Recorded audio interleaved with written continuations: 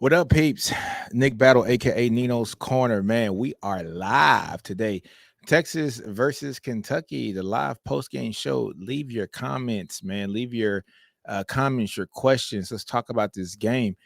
Texas has beat the Kentucky Wildcats here, folks, 31-14. Great overall game by the Texas Longhorns. It's one of those games that I was on the Inside Texas podcast this morning, and we were talking about what kind of game was necessary for Texas before going into the game against Texas A&M next week. And it's one of those games where Texas need to be tested. Texas wins the game by 17 points, folks. They actually cover. I think the over under was 14 points, if I'm not mistaken, here for Texas to cover. They actually covered against Kentucky. But this wasn't a game that was a 17-point game for the most part of the game. Texas had, I think dominance over the game, 24-7 in the first half. However, Kentucky kind of shortened that lead to 24-14 and it was a bit competitive. The defense only gave up 7 points. The offense gave up another 7 with a pick 6 by Quinn. But it was one of those games that was very gritty, one of those games that Texas had to pull out. And it's one of those games that Texas won, even though I don't think they put out their best performance on the offensive side of the ball. Now, mind you, folks, this is a really good team from Kentucky when it comes to the defensive side of the ball. They got probably a first-round draft pick on the defensive line, who is very, very good and very solid, man. He is awesome. But Texas came to play. They came to play early and they came to play often, and they played a pretty clean game for the defense side of the ball. One thing that Texas did do that I did not like was they gave up a couple long runs to start the game off, but they ended the game 30 rushes for 21 yards for Kentucky. So Texas shut down that. They allowed only 211 yards passing. So for this game, Texas kind of stayed true to their merit here, folks. Only allowing 232 yards of total offense. The reason why Texas has the number one defense in the country, regardless of who they play. Outstanding, just team defense. Anthony Hill was all over the field today. Andrew Makuba had a pick today. Probably could have had 2. He dropped one earlier in the game. And when you go to look at different players who had really good games, shout out to Duncanville product, man, Colin Simmons. What a hell of a game that he had today, folks. Outstanding game, a couple sacks, if I'm not mistaken. Let me go ahead and check the stats out here. But I think Colin Simmons had about 2, maybe 3 sacks. He was really that good today. Colin Simmons I got him down for 1 sack and 2 tackles for losses. And also Trey Moore had a sack and a half today. Anthony Smith had a half of a sack today too as well. And Anthony Hill Jr. had 2 sacks as well. Awesome game by the Texas defense. They played their butts off today. This is something that the Texas defense needed. Again, they pretty much saved the team every week, every weekend, and every week out. Shout out to Jelani McDonald coming in and playing great minutes here for the just for the school here, especially since Derek Williams is going out with a season injury. But the 3-headed monster back there at safety with McDonald, Taft, who's also playing outstanding as well too, and also Andrew Makuba is something outstanding and great to see. The cornerbacks played extremely well today too, guys. Manny Muhammad, Jalen Gilbo playing at the star position, and also Jalen Gilbo playing the boundary corner position too as well. Outstanding play here from the defense as a whole. Offense, man, the offense played very well, especially in the running game. I don't want to talk about the passing game now, but I will talk about the running game. Running game here, man. Texas ran the ball extremely well today, folks. 47 carries for 250 yards, man. So averaging over 5 yards to carry and a couple touchdowns. But the guy that I want to highlight, man, is Trey Weiser, man. Quintravion Weiser, man, from DeSoto, Texas.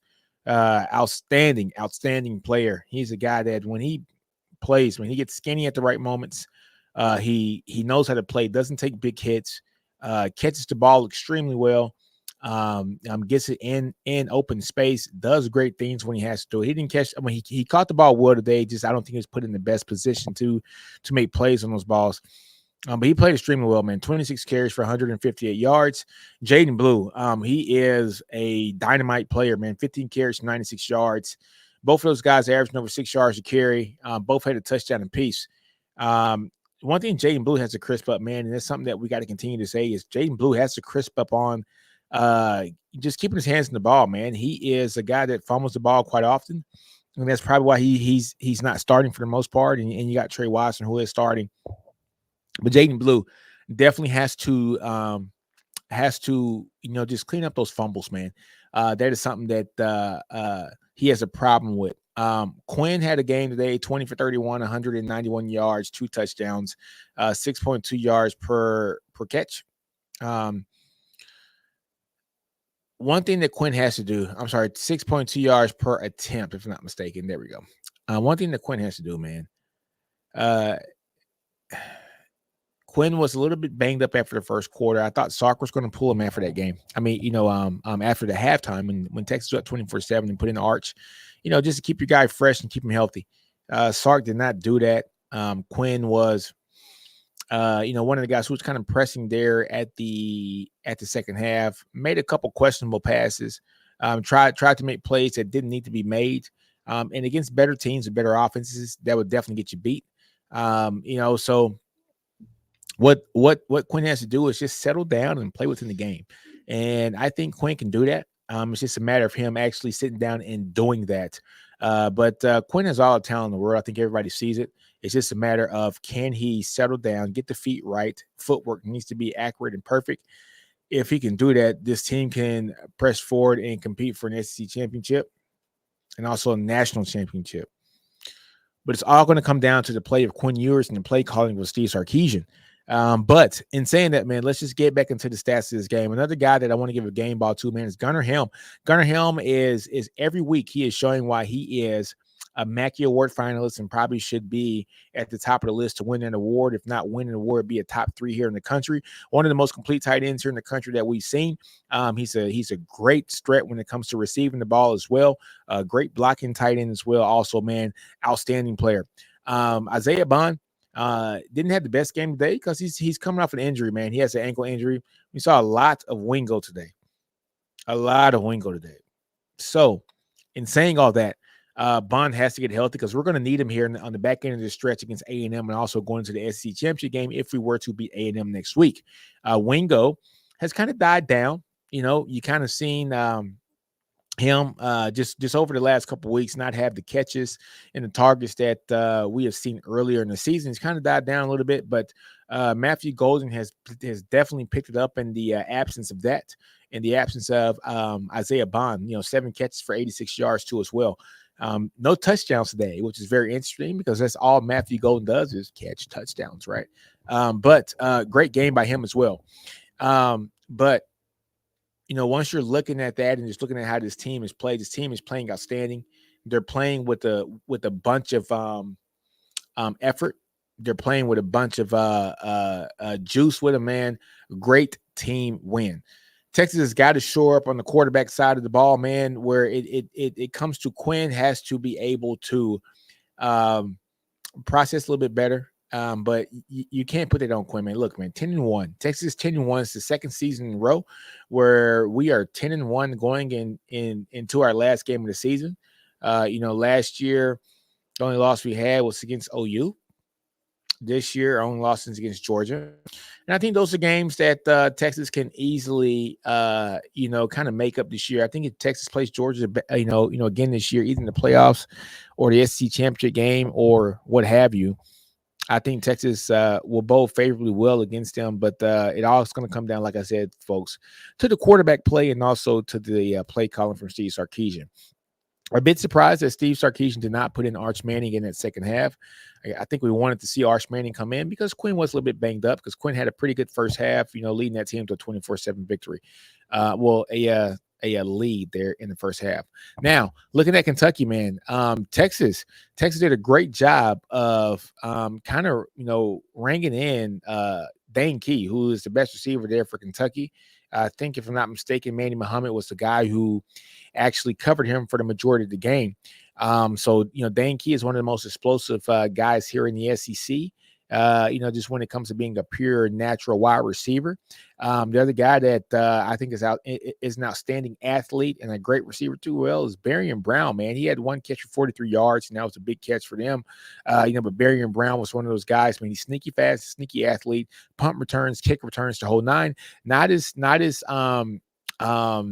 technical when it comes to being a wide receiver and as polished, right? But just look at him as like I wouldn't say like a watered down Xavier Worthy, because even Xavier Worthy, when he came out of high school, ran great routes, but still needed work to become a great wide receiver. Barian Brown is one of those guys who has all the potential and just oozes of talent. He just needs, I think, to be in the right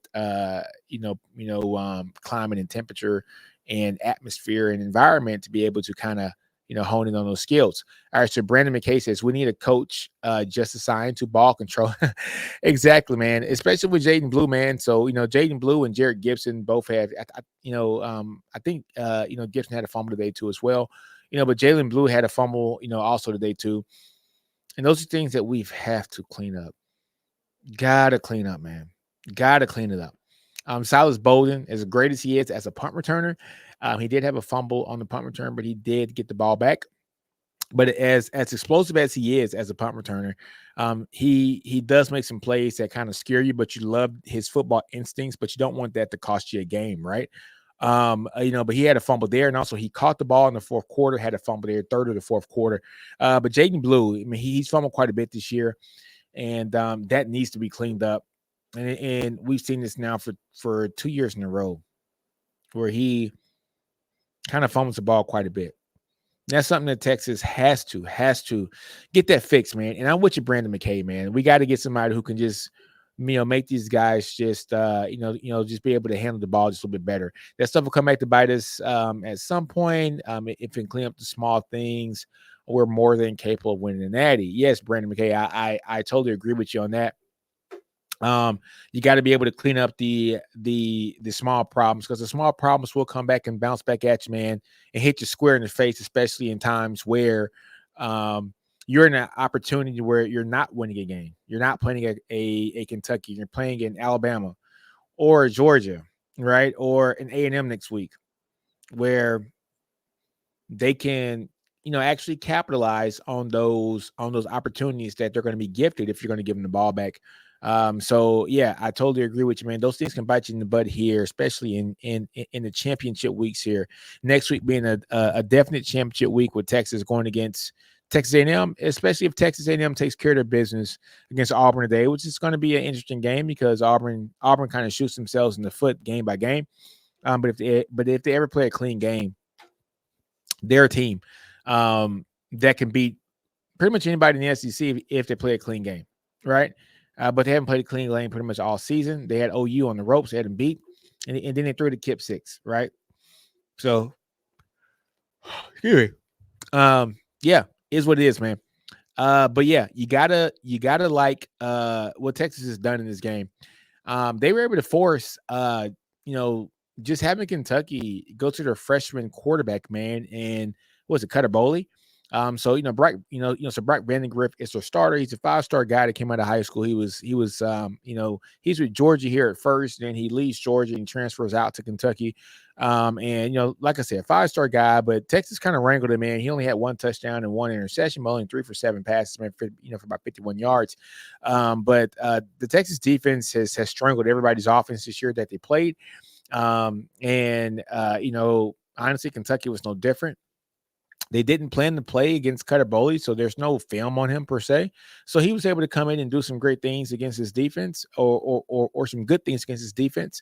However, this defense was able to kind of shut that down as well, man. So Texas wins this game, man, 31-14. Things that I like to see in this game was, hey, man, Trey Wisner. He's a beast. Something that you got to love about him. He's a hard runner.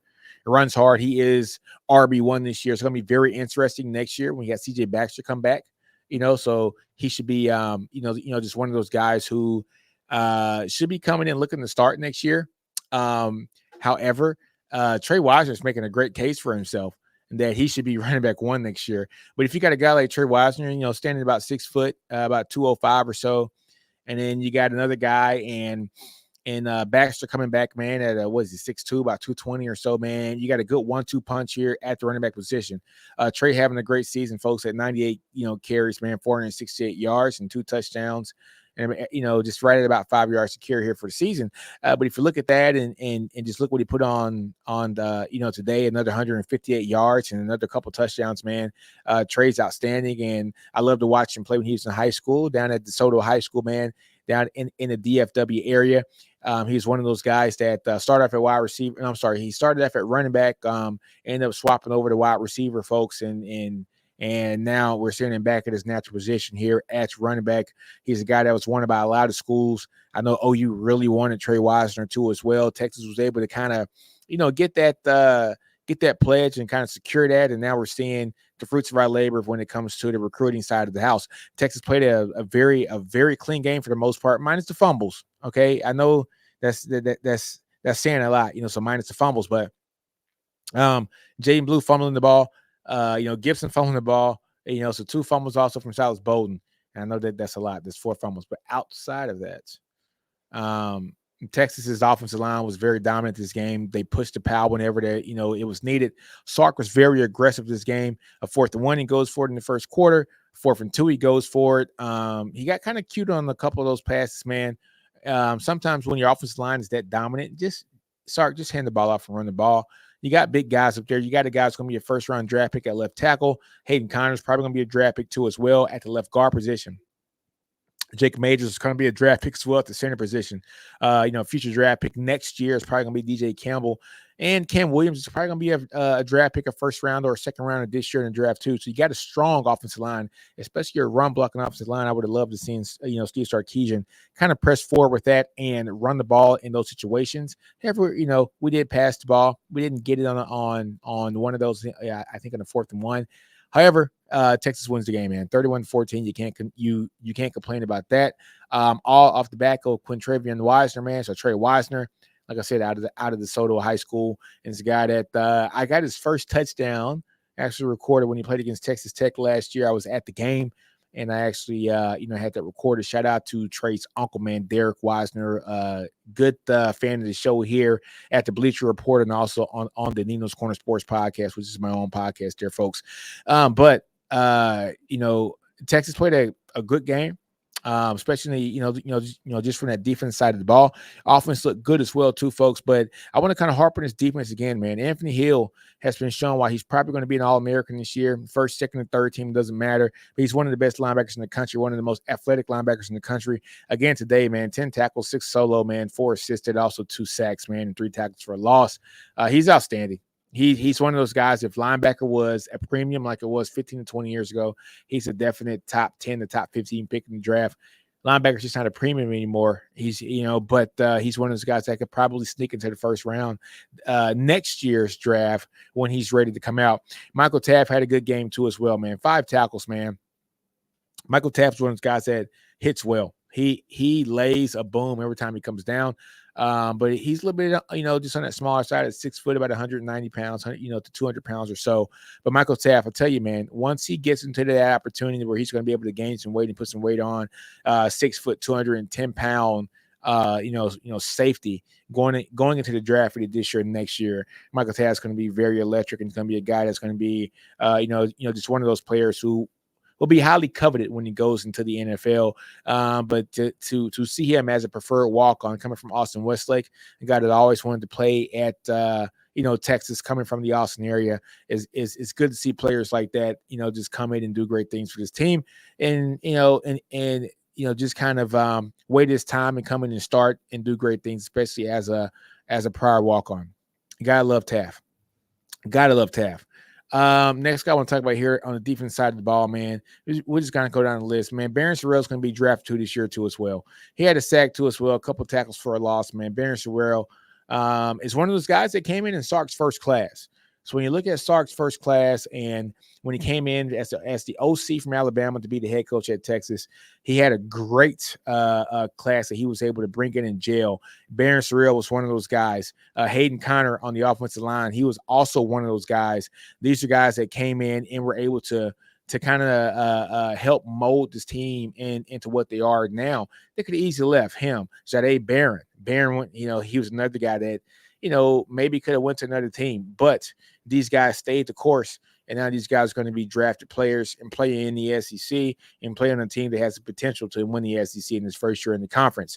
Another guy I want to talk about, man, I want to talk about Trey Moore, man. Trey Moore had 1.5 sacks this game. He's coming out this year over the last couple games, man. He's had a few sacks. You got to love what you're seeing from Trey Moore, man. I think his sack total now is probably up to about 3 or 4. So yeah, his sack total now is up to 2.5 or 3 sacks right now. I know Texas fans are probably expecting more sacks from him, but he's doing his job, folks. You go back and look at those games. He is putting the pressure on the quarterback.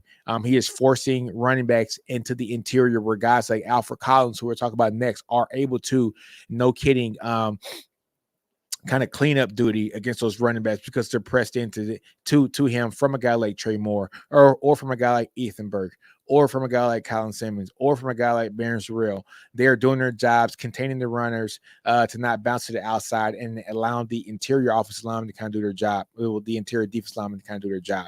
But Trey Moore had a really good game too today as well. 4 tackles. I want to say, was it 1.5 sacks for the game too as well. I like to see Leona LaFau when he is coupled with Anthony Hill Jr., man. Those two in the middle are great together.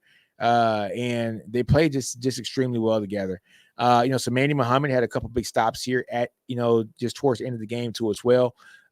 Great cornerback, for Texas too. And I think he's kind of going to be here for one more year. And he's going to be a top pick in the draft, man, a first round pick too as well. Colin Simmons, man, this is the guy that we want to talk about. Colin Simmons today, 2 tackles, man, a sack and 2 tackles for loss. Colin Simmons has 6 sacks on for the year. So now after this game, 7 sacks. He might have the opportunity to have 10 sacks by the, just by the end of the year as a true freshman, folks. This is a guy who's just starting to know the strength of his body, coming from Duncanville High School. Shout out to Duncanville High School that just won the area championship, if I'm not mistaken. I got a great friend of mine, Coach Antoine Hobbs. He is, if I'm not mistaken, a running backs coach and the what is Hobbs? He's the running back coach and the running game coordinator at Duncanville High School, and he is helping mold the minds and the attributes of some of those kids at Duncanville High School. But if I'm not mistaken, they just won the area championship last year. They're going to go up for state this year. They're undefeated with one of the top teams in the country. Colin Simmons is coming from that pedigree of teams, a 2-time state champion at the high school level. But now he's coming to Texas and looking to kind of build upon that as well. I think Colin Simmons has a great chance, man, to come in here and be one of the best edge rushers to come through the school, and that's saying a lot. Yeah, guys like the Sergio Kendalls, man, the Brian Arakpos, man, those are guys that came in that did some great things, like the Jackson Jeffcoats, the Joseph Asai's, man. I'm just naming a couple. But Colin Simmons has the opportunity to be one of the best pass rushers to come out of this Texas lineage in a long time, and because he has that natural pedigree to be a great pass rusher. And you're seeing it week in and week out from the University of Texas, true freshman there. It's one of those guys you knew when he came in, he was not going to sit. He was not going to sit long. He might have sat a couple games, but he was going to get his opportunities to play. And when I say get his opportunities to play, folks, he reminds me a lot of what Texas did with Anthony Hill last year. Yeah, Anthony Hill had a great game against Alabama last year. But Texas brought him on slowly. And by week 6, he was starting. And Colin Simmons is not starting, but by week 6, he was playing a significant amount of snaps. And that's something that you love to see here from him at the University of Texas. I think so far for this year, 7 sacks already through the first 11 games. We still got one more to go against Texas A&M, and that Texas A&M offensive line can get got. They can get got, right? So I'm excited about this, and I'm excited about what's going to happen against Texas and Texas A&M. But Texas A&M, please do your job. Beat Auburn so that we have 2 teams that are going to come in here and play for the opportunity to play in the SEC championship game. If Texas A&M wins out, they play in the SEC championship game in their first year. Texas wins out, they play in the SEC championship in their first year. If Texas A&M beats Texas next week, which is not going to happen, and they win against Auburn today, they play in the SEC championship. So let's get it for all the marbles on the table. It's going to be interesting. It's going to be outstanding here to have these 2 rivalries come back after a 15-year hiatus from playing each other. But now we're in the same conference. Let's get it on. Let's get it on. But outstanding game from those Texas Longhorns, man. Let me know in the comments what you think. Let me know in the comments just how how you thought about this game and what you thought about Texas, man. I loved what Texas did today. They had a tough game, even though the score might not say it. They won by 17 points, 31-14. And me and Texas Homer from inside Texas, like we were talking about this, that Sark is a gentleman guy when it comes to beating teams. He respects Stoops a lot, and you just kind of knew that he wasn't going to kill him. He's a gentleman when it comes to playing games. But kudos to Texas for winning this game the way that they did. They won the game. It was a tough, gritty game, even though the score says it wasn't a tough, gritty game. And I think Texas needed that test prior to going to play against Texas A&M. But folks, let me know what you think, man. Texas winning 31-14 against the University of Kentucky at home. They treated this game as a business trip. You got to love it. Horns always up, folks. Hook them. Nino's Corner, I'm out. And my motto, folks, don't be afraid to fail, outgrow your environment, understand your brilliance. Nino's Corner, we're out. And like my boy Homer says, hook on.